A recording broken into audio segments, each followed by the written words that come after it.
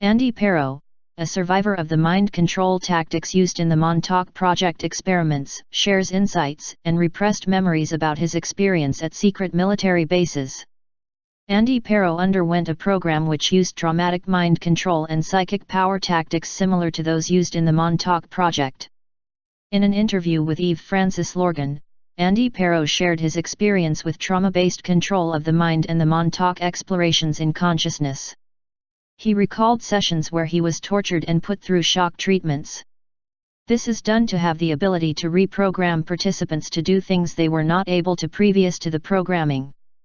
According to so-called conspiracy theories, mind control facilities are located all over the country. There is one in Rochester, New York, one in Paramus, New Jersey, Atlanta, Georgia, at Dobbins Air Force Base, and one in Montauk, Long Island at Dobbins at Camp Hero. Andy said that the mind control tactics used are similar to Silva mind control. He said that when under mind control, he was able to do whatever he was instructed to do. This included 200 push ups for as long as a half an hour. He even lifted a 545-pound barbell, and up to 1,500 pounds while under mind control at a training laboratory near the University of Rochester in New York. Andy said that many people die in the process while undergoing mind control, but there are survivors. One survivor is Duncan Cameron. Another survivor is Kathy O'Brien, who was also interviewed by Eve Lorgan. Kathy recalled being picked up by an F-16 fighter plane at the Rochester airport and taken to a southwestern desert for more training, including military training, assassination missions, and obstacle courses. Andy said that the mind control projects aim to create the perfect Manchurian candidate. The Green Bomb speech by D.C. Hammond gives details about what a Manchurian candidate is. The title is Hypnosis in MPD, Ritual Abuse. Hammond says, the way you create Manchurian candidates is you divide the mind. He says, if you're going to get an assassin, you're going to get somebody to go do something, you divide the mind. Interview excerpt between Eve Francis Lorgan, Andy Pero, L. Have you ever encountered any extraterrestrials or seen any aliens in any of your underground base memories? AP, from what I understand, the Department of the Navy made an agreement with the alien Greys to exchange technologies for human women and children to conduct horrific breeding experiments. This is what is going on right now in an underground base not far from Miami, Florida. One of my most disturbing memories is being escorted down a hallway in this underground lab and seeing cages of chicken wire fencing with women and children screaming for help. I have seen grey aliens, the 4-foot-tall ones with large black eyes, and also 7-foot-tall reptilian beings in some of my experiences. I have been told that I have many children from alien breeding experiments. I have had abductions with the Greys also. On one occasion I was introduced to a reptilian being while in an underground base sometime in 1989-90. At first I saw a 7-foot-tall human Aryan-looking man. He walks towards me and I notice that his image phases out as if something interfered with an energy field. He does something to a device on his belt and tells me, "Okay, I'll show you." He then pushes some button and then I see his image change into a 7-foot-tall lizard-like creature who looked like he weighed over 400 pounds. I was introduced to a group of beings that claimed to be a subgroup of the Illuminati. They were made up of a group of about 40 to 50 men, all 6'2" or taller, white, and of an indeterminate older age, averaging 70, but I suspect much older considering the technology they have access to. They convened in a boardroom that I believe was in an underground base, perhaps Camp Hero, Montauk. They sat around a large football-shaped table made of wood. Each high-backed chair had a light at the tip and each sitting had a TV type of screen and control panel that came out from the table. There was a huge screen located in the front of the room as well. I have reason to believe that not all of the Illuminati are human, but in actuality are alien beings that appear to look human. Who or what groups do you think are running the show here in the US or even on Earth? How do the aliens fit into all of this? AP, it is very complicated, but basically there are 4 main versions or groups of the New World Order, all with slightly varying agendas. The first group comprises the US and Western Europe, i.e., England, Germany, France, and the US. The second group is Eastern Europe fused with Western Europe and the US. The third group is the countries of the Orient, and the fourth is the Middle Eastern Saudi Arabian elements and all the oil money.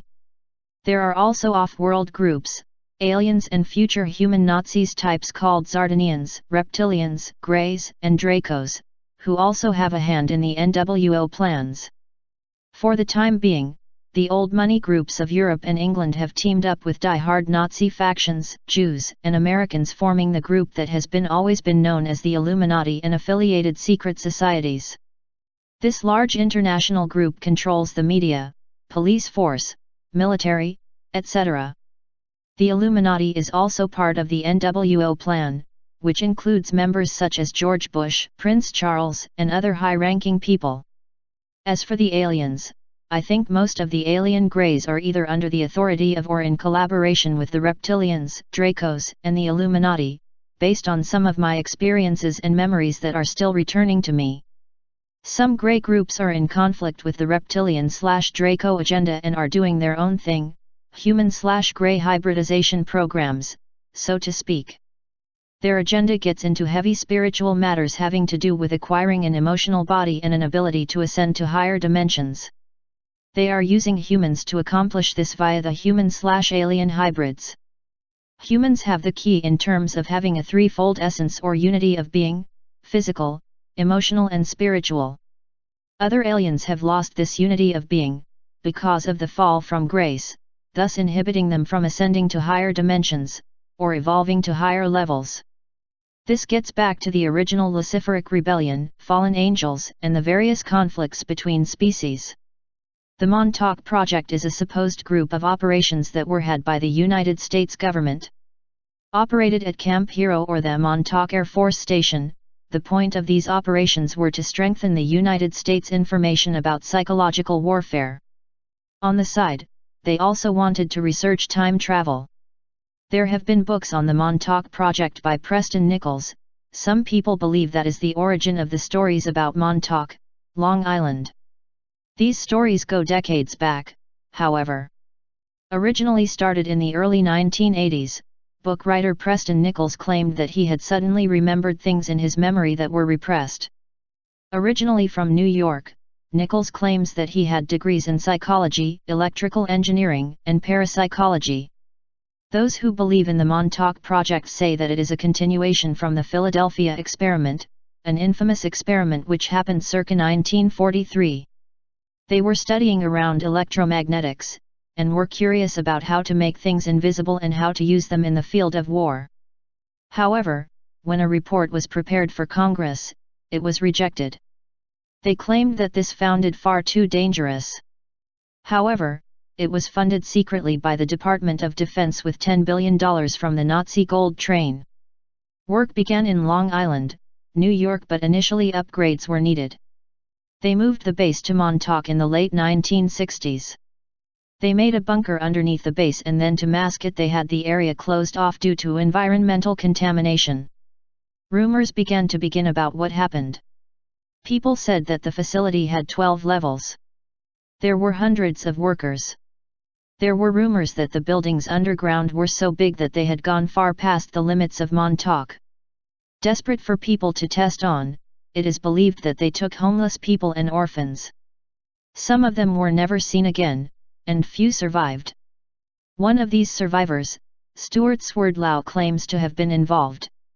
He says that he had his psychic abilities enhanced to the point where he could materialize objects out of thin air. He also says his mind and psionic faculties were boosted, but there was a loss. Emotional instability came more of a problem. He also experienced post-traumatic stress disorder, and other issues. Along with that, teleportation experiments were also conducted apparently. You might think that's it, but there's more. A portal was made underground which made them able to do time travel and communicate with other types of life. They had a time tunnel which allowed them to contact the aliens. Using time travel, they went back to 1943 and flying saucers from aliens were sucked into the lab. The aliens demanded a special type of quartz to get their engine fixed for the flying saucer. However, they simply used the time machine to get another flying saucer from another planet. The Montauk project has more than some people will ever be able to explain.